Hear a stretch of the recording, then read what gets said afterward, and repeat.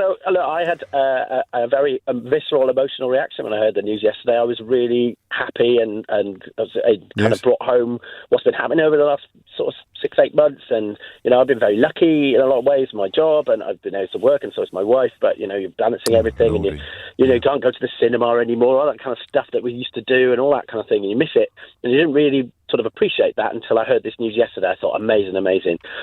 And then I had a look into it, and I'm a big fan of Ben Goldacre's book Bad Science. I've read it a few times. As a medical layperson, it's an instruction manual for how to really understand medical stuff that's in the newspapers and the media in general. Yes. And so the first thing I looked for was, okay, so has this data been peer-reviewed and independently verified and published in a medical journal? And of course it hasn't. Well, it can't have been. And you're right. No. I mean, Pfizer, you're about to say marking their own homework. BioNTech more so than Pfizer. And of course, the other reason for a degree of caution is that this doesn't mean you can go out and start breaching lockdown regulations or rolling around other people's houses and endangering everybody you subsequently come into contact with. So, yes, you're quite right.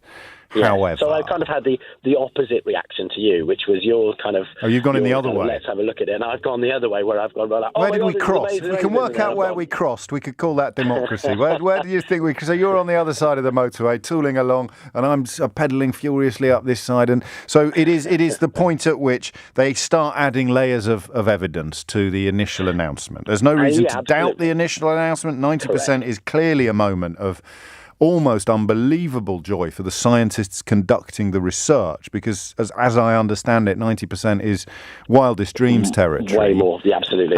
But you're right. And then there's the other problems as well. I mean, I hesitate to say this, but it's important that we do. My friend Jason Farrell's work at Sky News looking at Primadol, very ugly echoes of thalidomide. And so we do know that if medicine is not properly regulated, properly researched, then huge problems can be presented. But we haven't seen problems like that for decades. We haven't. And I think there's been a lot of advances to sort that kind of stuff out, because it doesn't do, even as a private company, it doesn't do them any good to put to distribute vaccines that are going to harm people. No. But equally, there has to be some caution. I think. Well, of course there does.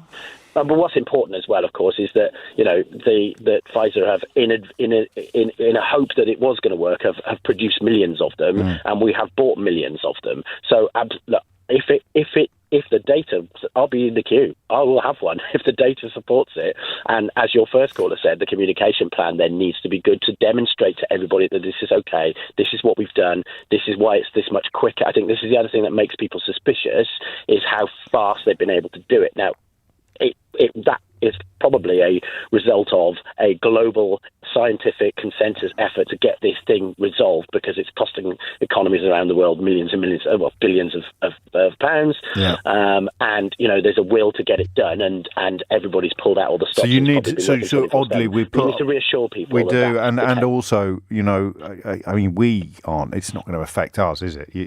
I don't think that we're going to steamroller world governments around the world into prematurely putting this vaccine into the public space with our desperation for it and our enthusiasm for it. But it's odd, isn't it? It's also reported today that spreading anti-vaccination myths should be made a criminal offence, and the public should report offenders, says the Royal Society and the British Academy today. So a balance does need to be struck between enthusiasm and embracing and a degree of healthy scepticism. I'd also stress again, if it needs to be done,